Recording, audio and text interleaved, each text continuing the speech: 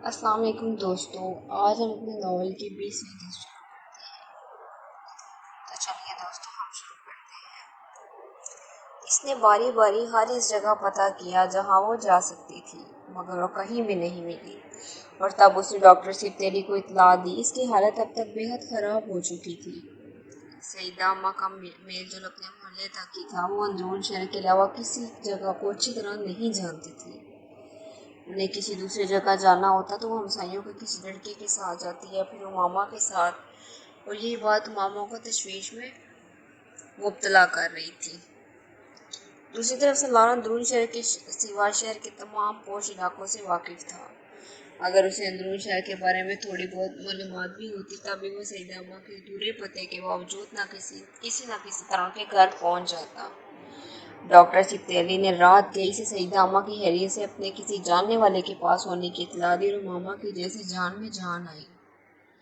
مزید 1 گھنٹے بعد دروازے کی بیل بجی تھی۔ اس نے تقریباً بھاگتے ہوئے جا کر دروازہ کھولا۔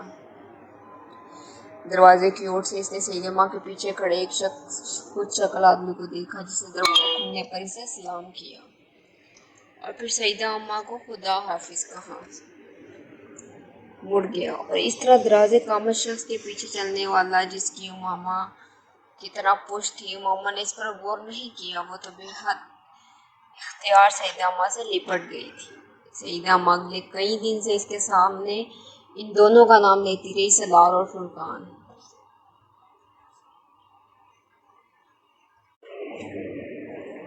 ماما کو پھر بھی شبہ نہیں ہوا کہ وہ سالار سکندر بھی ہو سکتا ہے۔ مردہ لوگ زندہ نہیں ہو سکتے تھے، اور اسے اگر اس کی موت کا یقین نہ بھی ہوتا تب بھی سالار سکندر جیسا شخص نہ تو ڈاکٹر سبتیلی کا شناسہ ہو سکتا تھا، نہ ہی اس میں سے کسی طرح کی چھائیاں ہو سکتی تھیں، جن اچھائیوں کا ذکر سیدہ اماں وقتاً فوقتاً کرتی رہتی تھی۔ اس کے کچھ عرصے بعد اس نے جس شخص کو اس طرح سیدہ اماں کے ساتھ سیڑھیوں پر کھڑے دیکھا تھا، اس شخص سے اس کی پہلی ملاقات ہوئی۔ فرقان اپنی بیوی کے ساتھ ان کے ہاں آیا ہوا تھا۔ اسے وہ اور اس کی بیوی دونوں اچھے لگے تھے، پھر وہ چاندے ایک بار ان کے گھر آئے تھے۔ ان کے ساتھ ان کی شناسائی میں اضافہ ہو گیا۔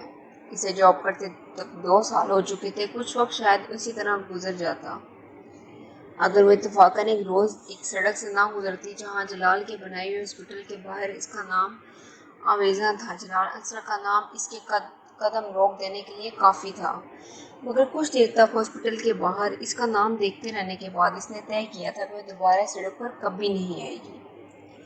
جلال شادی کر چکا تھا۔ وہ گھر چھوڑتے ہی وقت سالار سے جان چکی تھی کہ وہ دوبارہ اس کی زندگی میں نہیں آنا چاہتی تھی، مگر اس کا یہ فیصلہ دیر پا ثابت نہیں ہوا۔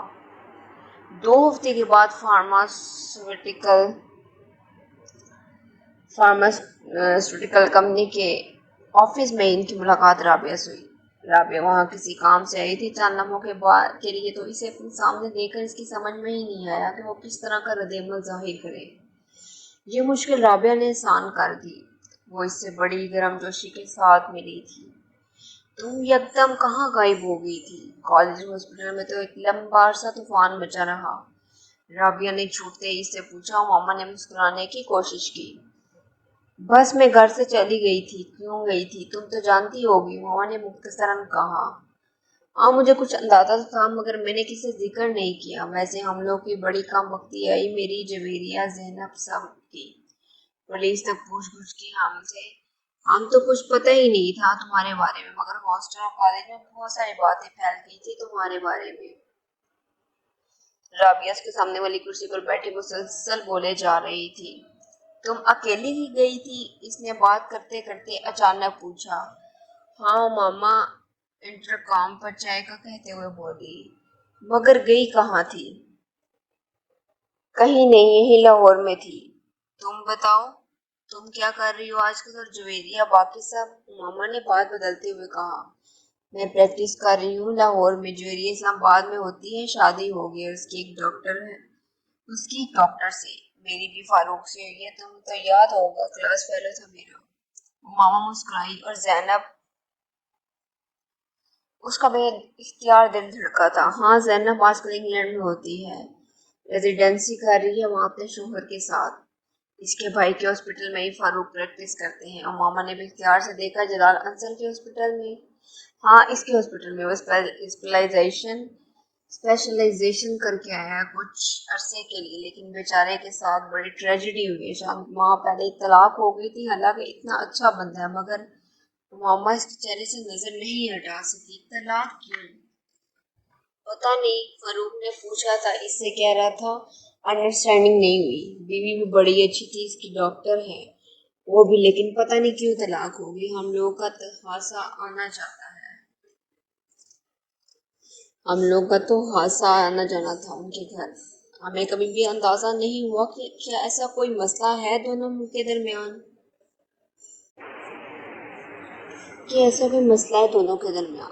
ایک بیٹا ہے 3 سال کا اور جلال کے پاس ہی ہے۔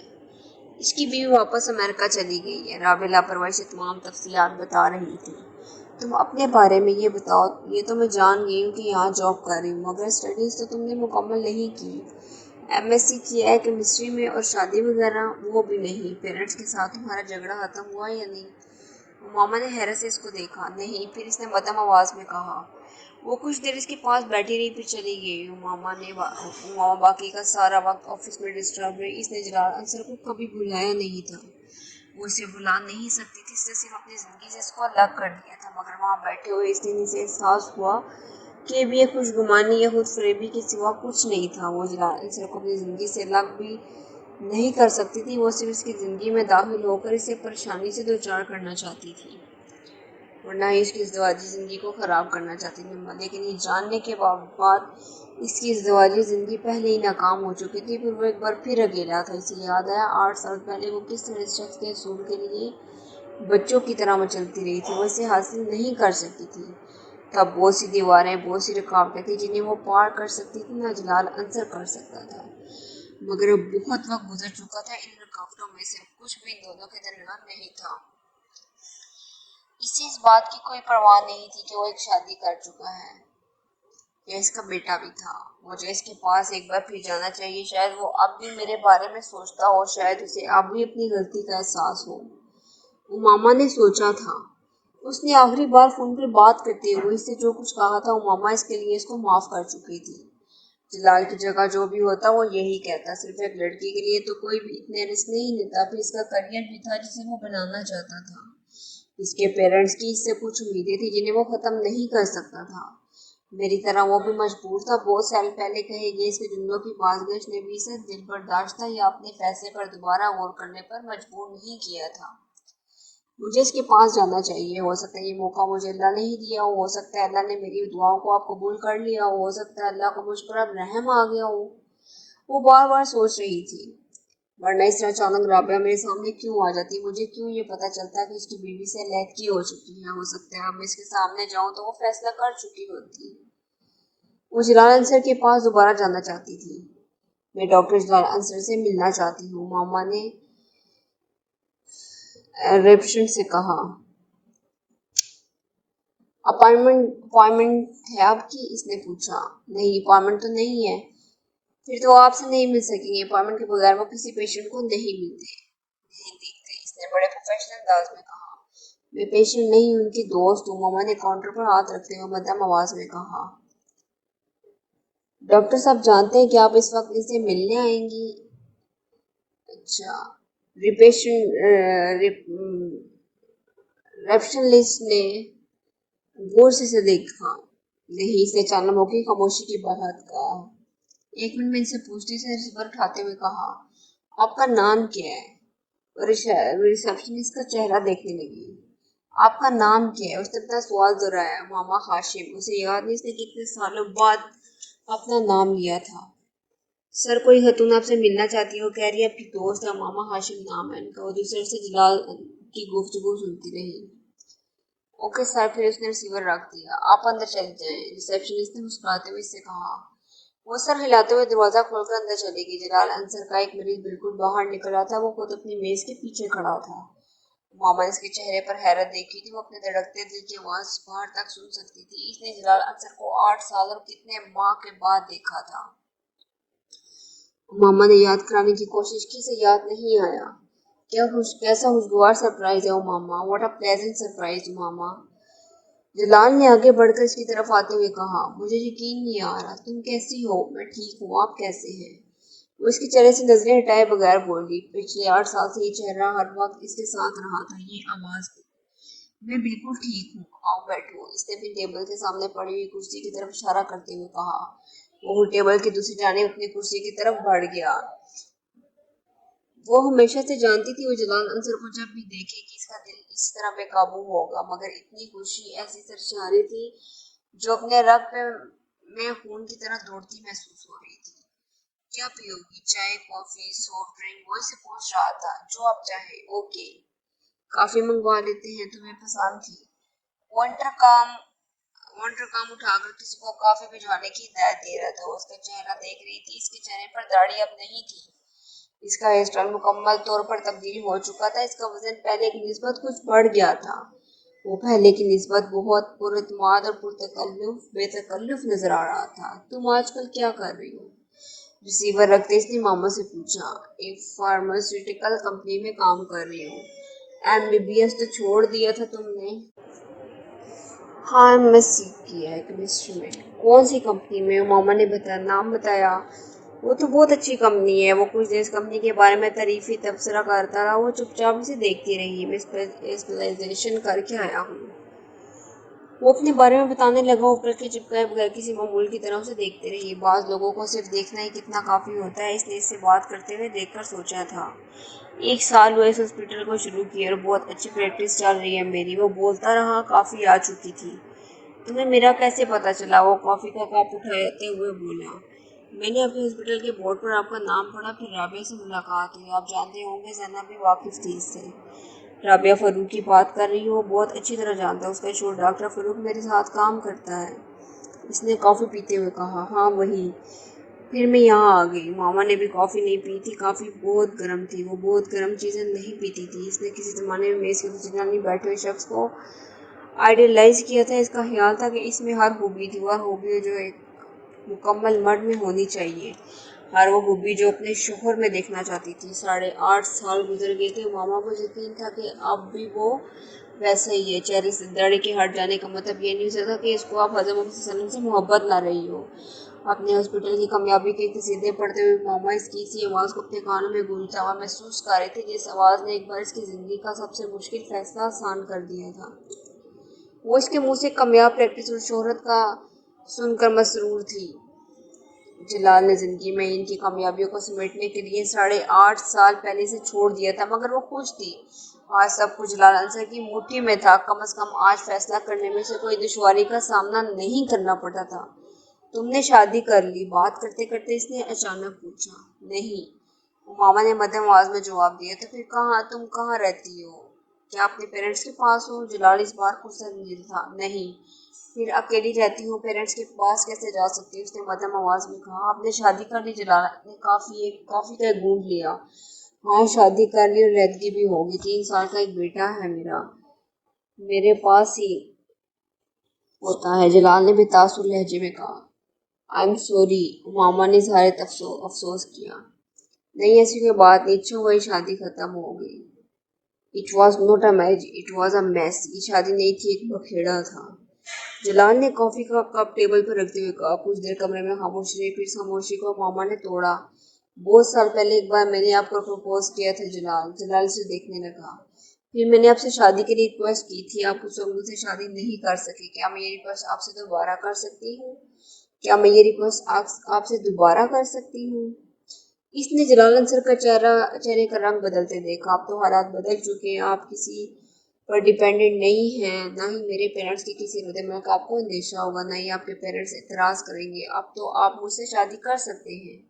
وہ جلال کا جواب سننے کے لیے رکی، وہ بالکل خاموش تھا۔ اس کی خاموشی نے ماما کے حساب کو مزمحل کیا۔ شاید یہ اس لیے خاموش ہے کیونکہ اس سے اپنی پہلی شادی یا بیٹے کا خیال ہوگا۔ ماما نے سوچا، مجھے اسے بتانا چاہیے کہ مجھے اس کی پہلی شادی کی کوئی پرواہ نہیں ہے، نہ ہی اس بات پہ اعتراض ہے کہ اس کا بیٹا بھی ہے۔ جلال، مجھے آپ کی شادی پر کوئی اعتراض نہیں ہے۔ جلال نے اس کی بات کاٹ دی۔ ماما، یہ ممکن نہیں ہے۔ کیوں ممکن نہیں؟ کیا آپ کو مجھ سے محبت نہیں ہے؟ محبت کی بات نہیں ہے ماما، اب بہت وقت گزر چکا ہے۔ ویسے بھی ایک شادی ناکام ہونے کے بعد میں فوری طور پر دوسری شادی نہیں کرنا چاہتا، میں اپنے کریئر پر دھیان دینا چاہتا ہوں۔ जलाल, आपको मुझसे तो कोई अंदेशा नहीं होना चाहिए। मेरे साथ तो आपकी शादी नाकाम नहीं हो सकती। फिर भी मैं कोई रिस्क नहीं लेना चाहता। जलाल ने इसकी बात काट दी। मैं इंतजार कर सकती हूँ। जलाल ने गहरा सांस लिया। इसको कोई फायदा नहीं हुआ। मैं इस पोजीशन में नहीं हूँ कि तुमसे शादी कर सकूं। वो दम सादे से देखते रही। ये शादी मैंने अपनी मर्जी से की थी। दोबारा मैं अपनी मर्जी नहीं करना चाहता। दूसरी शादी मैं अपने पेरेंट्स की मर्जी से करना चाहता हूँ। आपने पेरेंट्स को मेरे बारे में बता दे, शायद वो आपको इजाजत दे दे। इसने डूबते हुए दिल के साथ कहा। नहीं बता सकता मोहम्मद, देखो कुछ हकाइक है जिनका सामना मुझे और तुम्हें बहुत हकीकत पसंदी से करना चाहिए। मैं अपने लिए तमाम जज्बात की कदर करता हूँ और इसमें कोई शुबा नहीं कि किसी जमाने में भी तुम्हारे साथ इन्वॉल्व था। ये कह लो कि मोहब्बत करता था।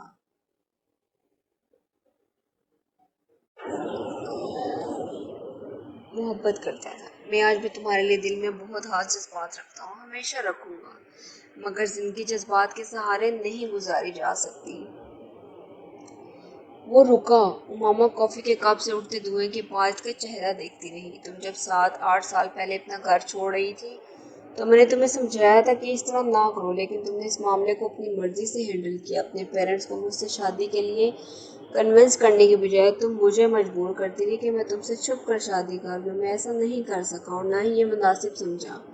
मज़हब की बात अपनी जगह, मगर मज़हब के साथ माशरा भी तो कोई चीज़ होता है जिसमें हम रहते हैं और जिसकी हमें परवाह करनी चाहिए। मामा को यकीन नहीं आया। ये सब इस शख्स के मुंह से सुन रही थी। तो जो तुम तो चली गई, मगर तुम्हारे जाने के बाद तुम्हारा इस तरह गायब हो जाना कितना बड़ा स्कैंडल साबित हुआ, इसका तुम्हें अंदाज़ा नहीं। तुम्हारे पेरेंट्स ने प्रेस में ये खबर नहीं आने दी, मगर पूरे मेडिकल कॉलेज को तुम्हारे इस तरह चले जाने का पता था। पुलिस ने तुम्हारी बहुत सारी फ्रेंड्स और क्लास वालों से तुम्हारे बारे में इन्वेस्टिगेशन की। जैनब इसी में शामिल थी। उसकी सुनती से अम्बाश के उठ खड़ा हो गया। मैंने इतने साल मेहनत करके अपना मुकाम बनाया। मैं इतना बहादुर नहीं हूँ कि मैं तुमसे शादी करके लोगों की चेमगोइयों का निशाना बनूं। मेरा उठना बैठा डॉक्टर्स की कम्युनिटी में है और मामा हाशिम की मेरी बीवी के तौर पर वापसी मुझे स्कैंडलाइज कर देगी। तुमसे शादी करके मैं लोगों से नजरें नहीं चुराना चाहता। तुम इतने साल कहाँ रही हो, कैसे रही हो, ये बहुत से अहम सवालात हैं। मेरे पेरेंट्स को तुम्हारी किसी बात पर यकीन नहीं आएगा और मुझे लोगों की नज़रों में अपना